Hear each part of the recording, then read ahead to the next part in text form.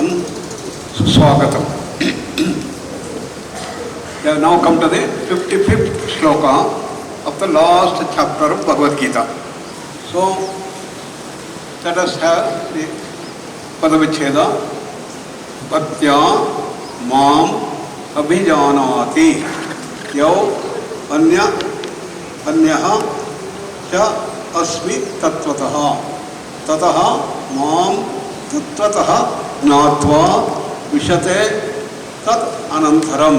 Now, he has been telling how as we grow through intense bhakti, devotion. Devotion is featured by surrender, complete surrender. Then you reach the Sakshatkara. We have the great example of Ramakrishna Paramahamsa, who was a great devotee of Kadima. And he went on continuously tuning himself in Dakshineshwar temple and gets a Sakshatkara of Kadima. That is Saguna Sakshatkara. Every devotee, every bhakta will go on worshipping his own Ishtadevata and gets a Sakshatkara of that Ishtadevata. So, continuously going deeper and deeper and surrendering more and more, you will be able to this Saguna Sakshatkara. But that's not the end. Then Tatapari comes and takes him to the next level, that is Nirguna Sakshatkara. So similarly here, he is hinting, Krishna Bhagavan is hinting, a bhakta can reach to the Samadhi, Saguna Sakshatkara Samadhi to the level. Then Tattvataha Gnatva Tat Anantaram Vishate. Then understanding that all gods and goddesses are from the same ultimate reality. It is the pure consciousness. That is Parabrahman. Parabrahman is infinite knowledge, infinite power, infinite freedom, infinite bliss. That's our ultimate reality. That's our original state. From that state, the whole creation has come. All gods and goddesses have come. And therefore, a person who gets into the Saguna Sakshatkara gets into the Nirguna Sakshatkara, Nirvikalpa Samadhi, and the ultimate reality. What just once with the ultimate reality. That he is hinting. Tat Anantaram, Tattvataha Gnatva, having understood that everything is made of that pure consciousness, having understood that, he is going to merge with that pure consciousness. The Jivatma becomes a Paramatma. Jivatma merges with the Paramatma. Just like a salt doll. Ramakrishna Paramahamsa says, it was trying to measure the depth of the ocean. It goes on and merges with the ocean. So this is the implication of this particular verse that he is giving, showing very clearly that the bhakta getting a sakshatkara of his Ishtadevata is not the end. So that is just like Patanjali also says that dharana, dhyana, samadhi. Samadhi is not the end. Samadhi is the real beginning of opening of doors to higher levels of consciousness. He talks about another 8 types of samadhi to reach the highest level. That is the Kaivalya. Kaivalya is equivalent to this thing. So in all these paths, Jnana Yoga, Raja Yoga, Bhakti Yoga, Karma Yoga, the ultimate reality is Parabrahman. That to reach the higher. That is the absolute perfection. That is pure consciousness. That's infinite power, knowledge, freedom and freedom. That's our original state. Then from there, the whole universe has come. All of us has come from that. Purnamadaha, Purnamidam, Purnat Purnam Udachyate. That has come. That Purnatva is reached when that. Therefore the first level is Bhaktya, by intense devotion, by the Bhakti.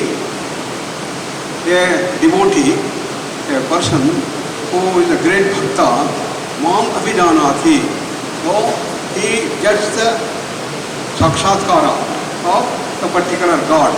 If you are worshipping Durga Ma, you get the Sakshatkara of Durga Ma. If you are doing Saraswati, you get Sakshatkara of Saraswati. If you are worshipping Lakshmi, you get Sakshatkara of Lakshmi. If you are a great devotee of Rama like Hanuman, you get the Sakshatkara of Rama. So depending on what particular Ishtadevata you worship, you have to continuously go on surrendering and surrendering, you reach that God. What is that? You get the Sakshatkara Sakana Sakshatkara means you see your Ishtadevata in flesh and blood. You can converse with the God that we have. Ramkrishna Paramahamsa was able to converse with Kali Ma. And just like we converse between one another, we can also converse with your Ishtadevata. That is Sakana Sakshatkara. So, that is the thing. But then, next level is, who are these gods and goddesses, from where they have come? Tattvataha Gnatva. So you understand, everything is come from the pure consciousness. This is how we do. In the modern science, initially we thought that everything is that matter and energy are two different things. And we thought every matter is made out of molecules, atoms, protons, neutrons, fundamental particles. We thought that's the end. But then came the bigger revelation that all these things are made out of energy. That is field, the energy field. And in the energy field, we have the classical field, the electromagnetic field, and which is common to all these things. We went into deeper things and went into the quantum field. Everything is made out of this quantum field. So, what is the difference between classical electromagnetic field and quantum field? Electromagnetic field is governed by deterministic approach. Everything is fixed. No? Whereas in the quantum field, it is governed by the law of Srishti, Sthiti, Laya. They come and go, come and go. Therefore, this is how we have to go, deeper and deeper dimensions. Therefore, similarly, just like in the physical world we have understood, our ancient masters understood that in the higher levels also. So, this physical world is made out of this quantum field. That's only physical. Then from there you have to go to the pranic field, the mind field, the emotional field, intellectual field, information field, the bliss field, and then finally ultimate pure consciousness, the Panchakosha dimension. So that has been beautifully brought out. Therefore, our ancient scriptures, the Bhagavad Gita, talks about the whole science, not merely about the physical thing, but the ultimate reality. And this gives us the deeper depth of understanding. So, with that, what is to be done? What's our approach?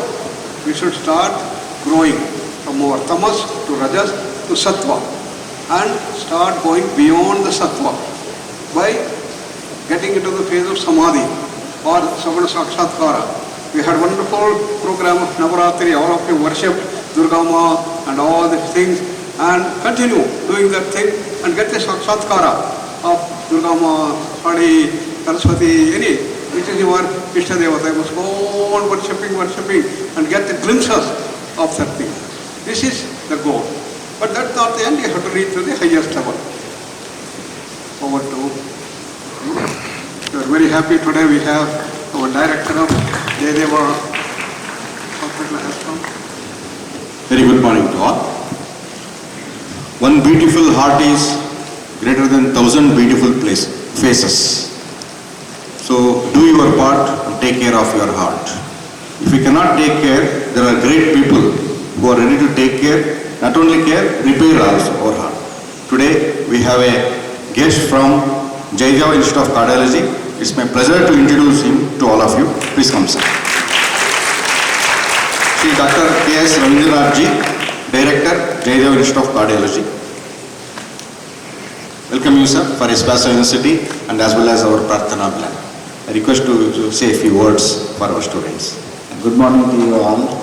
I am really honored and it's my privilege to be with you in this morning prayer and assembly. Guruji, Nagendra Ji called me. It's I think the invitation. I think I am grateful to Guruji for inviting me to be with you on this morning and during prayer assembly. I think you should be all lucky and be privileged to stay in this S-VYASA University where we learn not only the science, the moral science. You are all blessed to be in this eco-friendly environment which is so peaceful, away from the city's noise, the pollution, air pollution. I think that itself gives you a lot of health. In addition to that, see, the health is, as we know, the health is not just the absence of disease. It is physical, mental, social and spiritual well-being. So we have a S-VYASA University where they teach yoga. Yoga also involves the physical, social, emotional and spiritual well-being.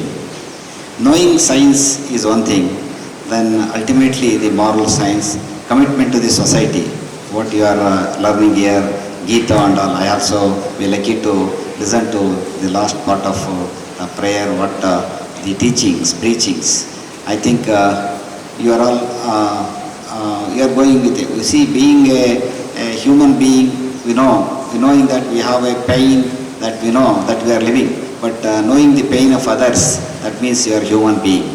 So you are not only learning science, your way of life, what is moral science, what is ethics. You may know a lot of things, but ultimately the attitude and how we live, what we can give back to the society is more important. We say, as a cardiologist I know, so we have many risk factors. Patients come with heart attack, even at a very young age. It doesn't differentiate sex, even young females, young men, it doesn't differentiate urban and even rural. The heart attacks are so common because of various, basically these are all called lifestyle diseases. Due to non-communicable diseases, we say 75% of the death in the world is due to non-communicable diseases. Cardiovascular mortality contributes to almost 25 to 30%. Why we see this? Because of our lifestyle, all this habits, could be smoking, alcohol, in addition to see that various other diseases like hypertension, diabetes, obesity, and also the stress, modern sedentary life, so lack of exercise, dietary indiscretions, so many things are there. So whole idea is to see you have to live healthily and also physically and mentally. So say patient should have if you say you should have a very large heart, big heart. So for us cardiologist, big heart means it is not good because it may not pump well. But it should be spiritually, you should have a big heart. But actually anatomically it should be a small heart, which is the size of a fist. So to make it functional, I think we have to have the good things. Is yoga and nutrition are important. Now whatever we do allopathic, we give a lot of medicines, injections, do angioplasties, surgeries. Ultimately, what is important is we have to see the prevention is the thing. So we have to move from intervention to prevention. That is the way. So if you can prevent, then only we can, once there is already a problem, whatever you do, it is only a patchwork. So even after that, so sometimes patient, unfortunately, they have heart attacks or problems, so they undergo surgery, angioplasty. I think you have to bring back them to the normal life. That's where rehabilitation is there. I think we have Dr. Sharma ji, Sushil Sharma is from US, and he is involved in the physical rehabilitation. Sometimes unfortunate victims, due to various reasons, they get into problems. Should to put back to their normal back, give them confidence, the positive thinking. There, our medicines alone may not work. See, we have to inculcate. That is how the concept of integrated medicine is coming to picture. So we have to combine the allopathy and other allied specialities like it to be Ayush. So we have yoga, nutrition, diet are the key for any healthy life, for primary prevention. Even after that, the medicines alone do not work. So we have to, as youngsters, so first you have to learn the moral science and ethical science, all these things. Anyway, you have been learning all those preachings you have learned. So I think you should come out as a good human beings, apart from being a good specialist, good human beings, serve the society and have moral and ethical values. That's more important. With this, I think I thank Swamiji for giving an opportunity and to come and spend some time with you. Like word Gurukula it is, so which you have read in the only. We can't see such a nice place. So having this second time I am coming. I was in the university as a vice chancellor 2014, 15, 17. At that time I think Dr. Ramakrishna was there as a senate member. Of course, Madam Nagaratna, I have heard her lectures 3 decades, 4 decades back, talking on yoga and how the disease affects, the psychological aspects, what is depression, what is anxiety, how to overcome through yoga, all those things I had heard. Of course, Guruji once visited university and Dr. Ahalya was there as a deputy Then for some reason he came. Then somebody was introduced from NASA to Vyasa, so that is in the function. So he has realized ultimately the ultimate life is ultimately this type of learning. I think I thank once again for inviting me and wish you all the best. Good luck. Thank you, sir. Thank you for your expression. I request Guruji and dignitaries to honor the guest.